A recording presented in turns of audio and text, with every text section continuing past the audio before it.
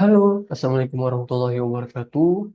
Perkenalkan nama saya Fauzan Zakir Sandi, salah satu mahasiswa Magister Kimia FMIPA Universitas Syakuala.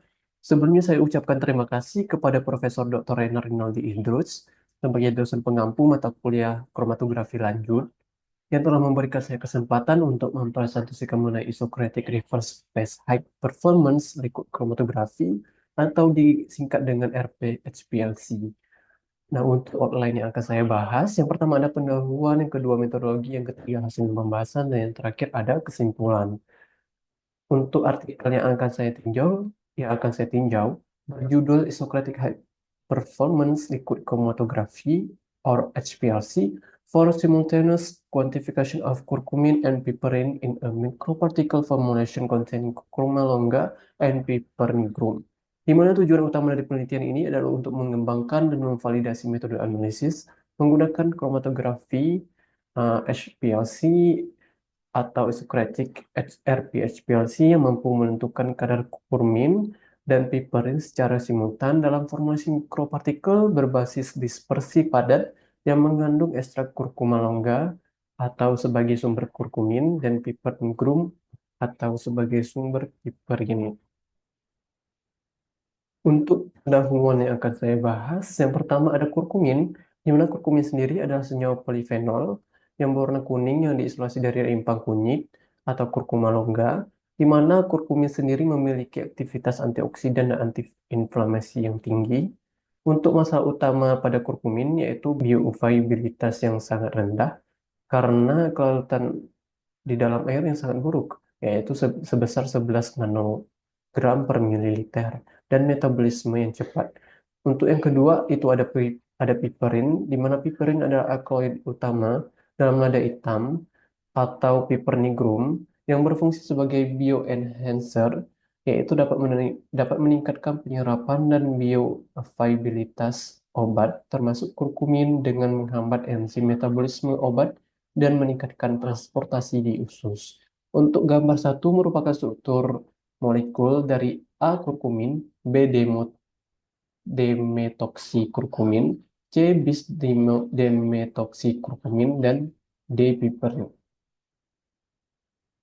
Untuk selanjutnya yang ketiga ada High Performance Liquid Chromatography atau disingkat dengan HPLC, di mana teknik analisis untuk memisahkan senyawa berdasarkan interaksi dengan fase diam dan fase gerak. Untuk HPLC itu ada dinamakan HPLC isokratik, yang artinya menggunakan komposisi fase gerak tetap selama analisis, di mana ini ideal untuk analisis rutin karena sederhana dan hemat biaya. Kemudian dibagi menjadi fasa normal dan fasa terbalik, di mana PLC fasa normal merupakan fasa diam polar atau silika dan fasa gerak non-polar atau enhexan contohnya, yang dimana cocok untuk senyawa polar seperti lipid. Nah, untuk aplikasi fase terbalik yang dibahas di dalam jurnal ini, di mana fase diam yang digunakan adalah non-polar atau C18 dan fase gerak polar, seperti contohnya asetonitril dan air, yang paling umum digunakan untuk menganalisis senyawa non-polar seperti obat-obatan. Nah, untuk gambar 2, ini merupakan ilustrasi dari skema HPLC yang diikut dari Yang et al. 2015, di mana di sini ada liquid mobile phase, dan di sini ada pump untuk mengalirkan fasa geraknya. Nah, di bagian di sini ada sampel injektor, di mana sampel tersebut diinjeksi ke dalam alat. Setelah itu ada namanya fasa diam berupa kolom yang terdiri dari fasa nonpolar atau C18 biasanya digunakan.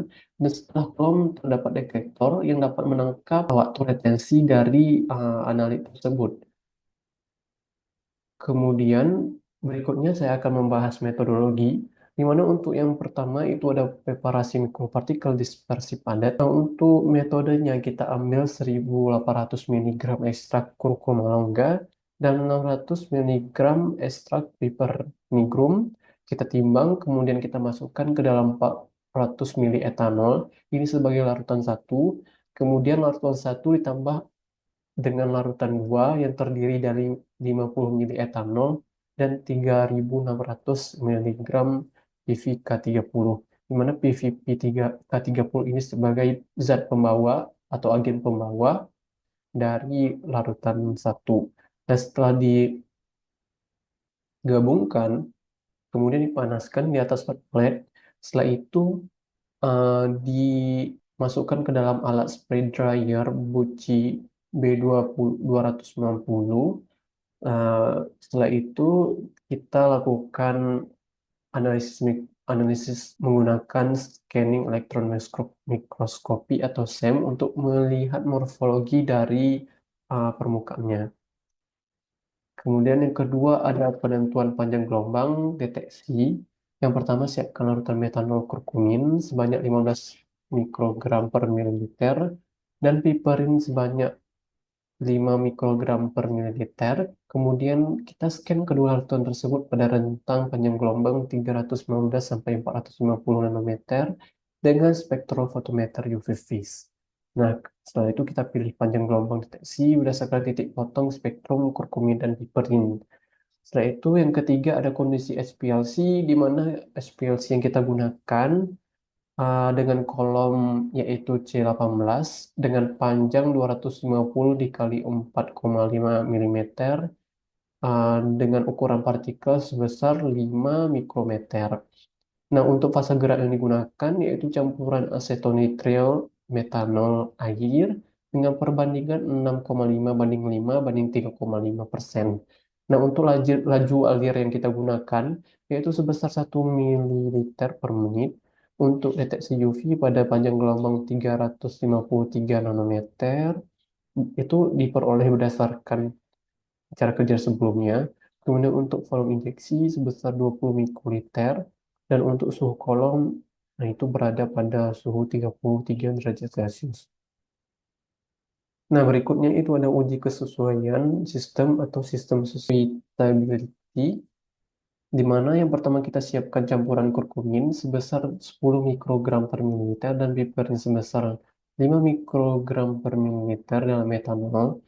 Kemudian kita injeksi sebanyak 6 kali berturut-turut ke sistem HPLC. Setelah itu kita catat waktu retensi, area puncak, resolusi atau RS, kemudian ada tailing factor atau T, dan jumlah plat teoritis atau N.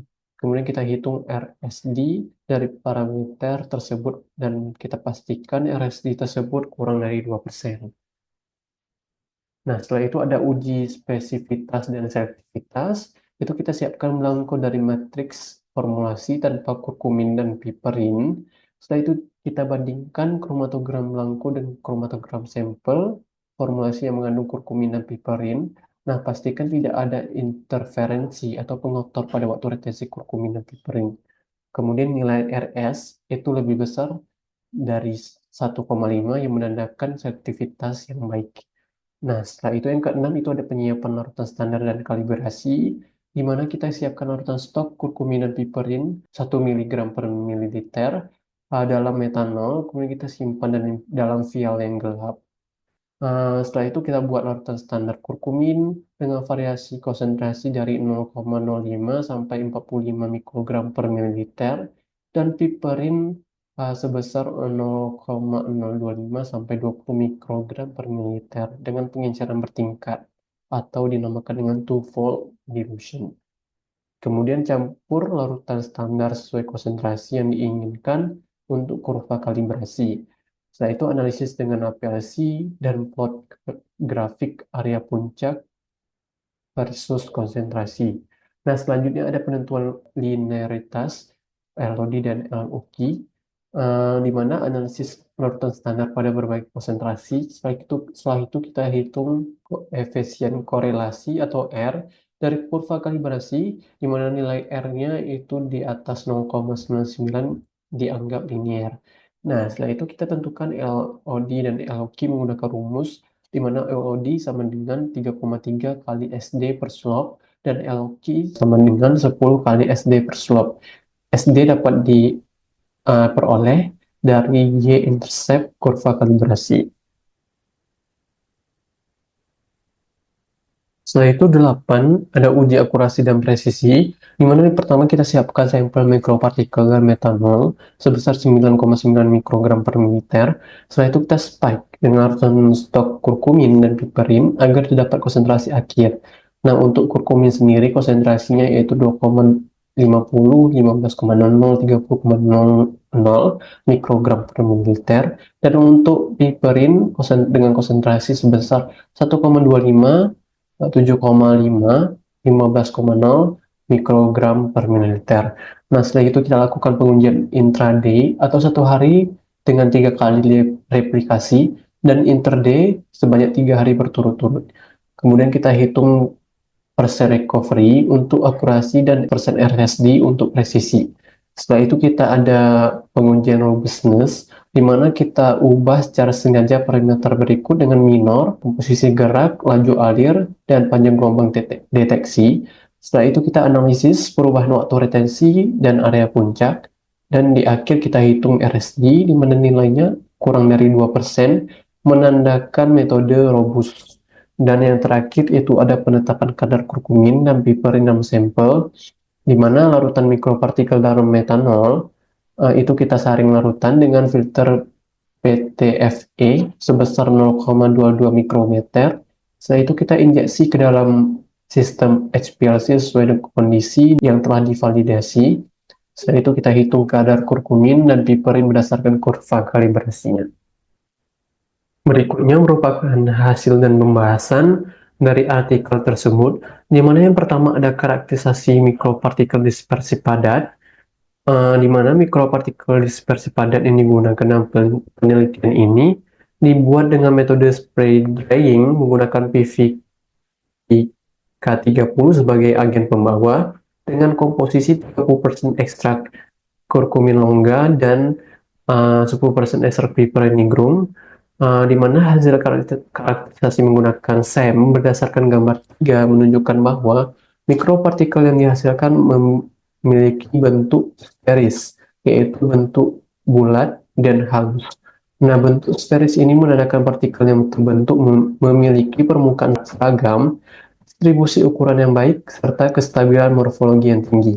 Mikropartikel yang terbentuk sferis juga memudahkan dispersi dalam pelarut dan mendukung kestabilan sediaan informasi, menjadikan metode ini efektif untuk formulasi senyawa dengan kelarutan yang rendah seperti kurkumin.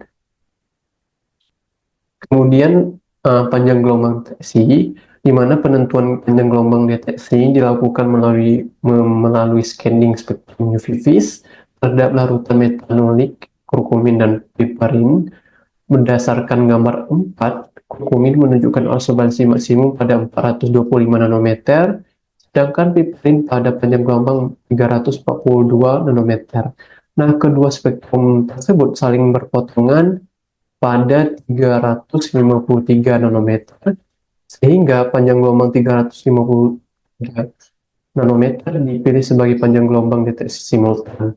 Pemilihan titik potong spektrum ini memungkinkan analisis kurkumin dan piperin secara bersamaan dalam satu injeksi tanpa interferensi yang sangat penting dalam metode analisis simultan. Oke, berikutnya ada komposisi fase gerak, di mana beberapa kombinasi fase gerak diuji untuk mendapatkan pemisahan yang optimal terhadap kurkumin, piperin, dan 2 senyawa kuminoid lainnya. Nah, berdasarkan tabel 1, komposisi terbaik diperoleh menggunakan campuran asetonitrile metanol air dengan perbandingan 65:5:30 volume per volume. Komposisi ini menghasilkan pemisahan puncak yang tajam, resolusi yang tinggi, faktor tailing yang rendah, jumlah plat teori yang besar, dan tanpa perlu menambahkan asam seperti fosfat yang dapat memperpendek umur kolom. Nah, dengan fase gerak ini, waktu analisis juga efisien karena semua senyawa berhasil dipisahkan dalam waktu kurang 10 menit.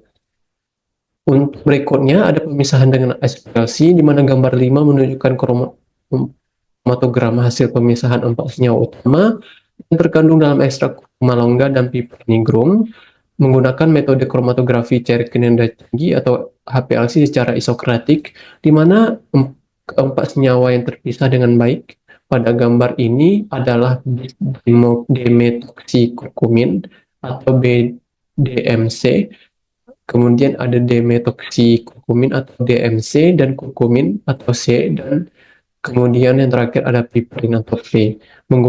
Pemisahan ini dilakukan menggunakan kolom C18 dengan fase gerak campuran asetonitrile metanol air dengan perbandingan 65:5:30 pada laju alir 1 mm per menit, dan deteksi pada panjang gelombang 353 nanometer. Dalam kromatogram ini kurkumin terelusi pada waktu retensi 5,58 menit dan piperin pada waktu 7,91 menit.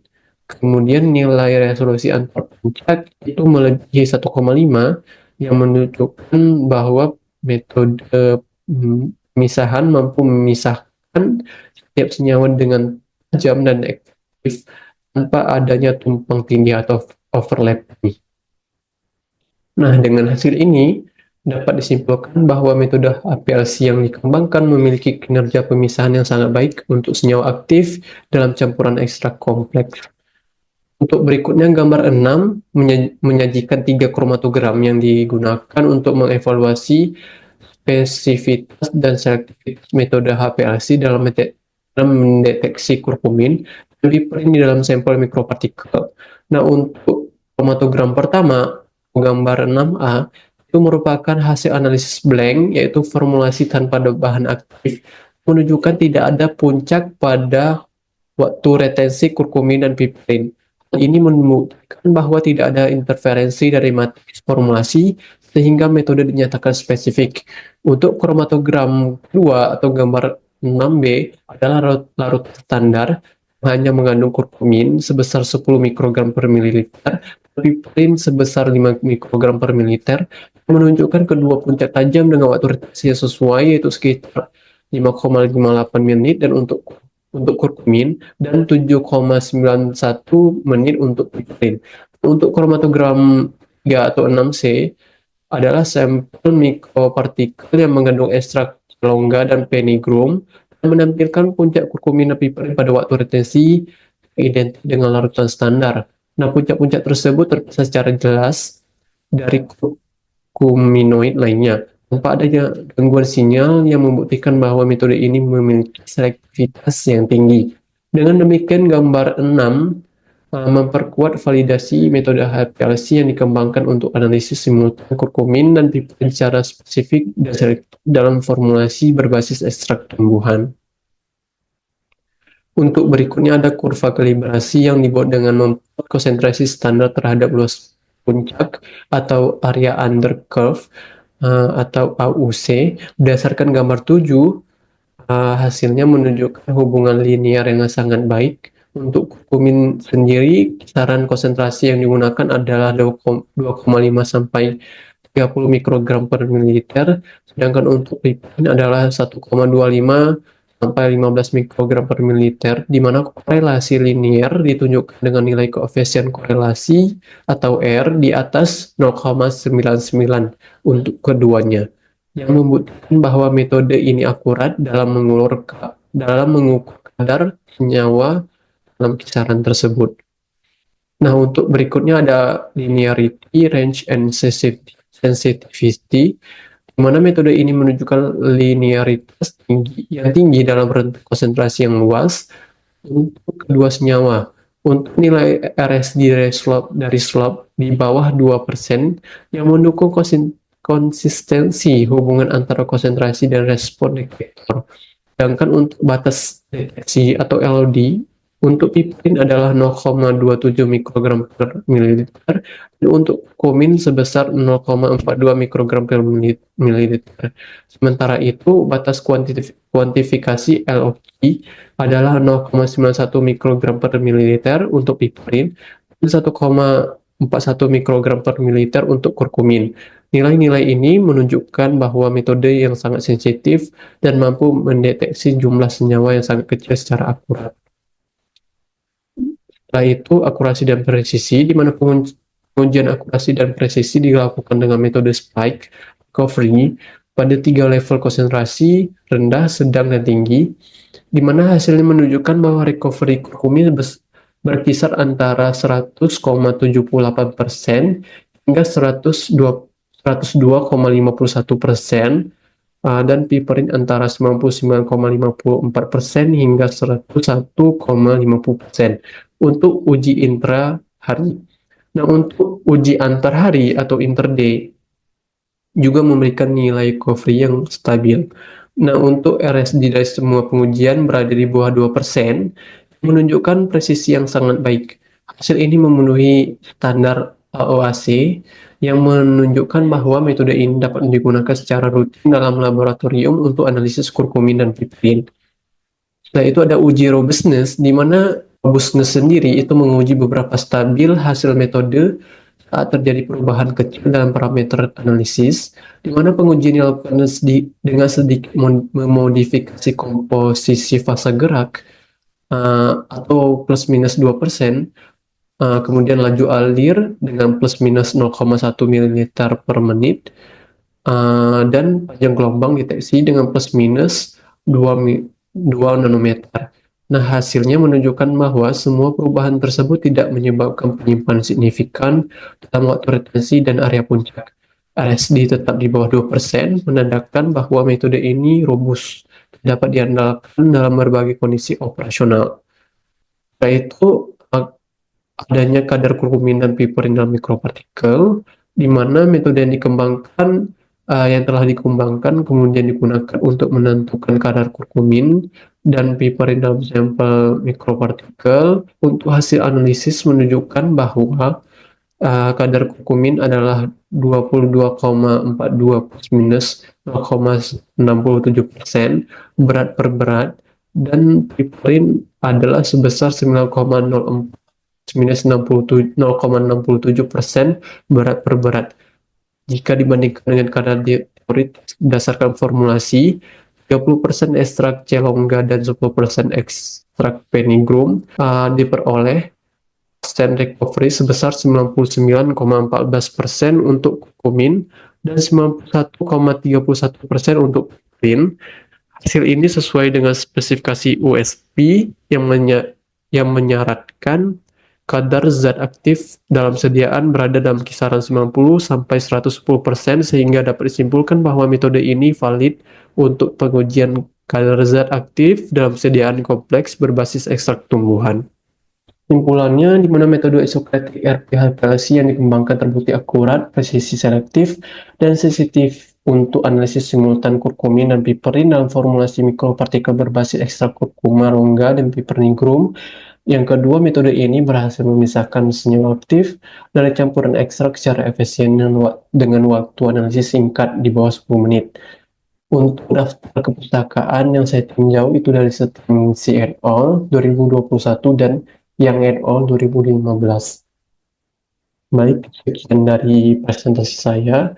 Saya ucapkan terima kasih dan saya ucapkan mohon maaf apabila saya ada kesalahan ketika penyampaian. Saya akhiri. Wassalamualaikum warahmatullahi wabarakatuh.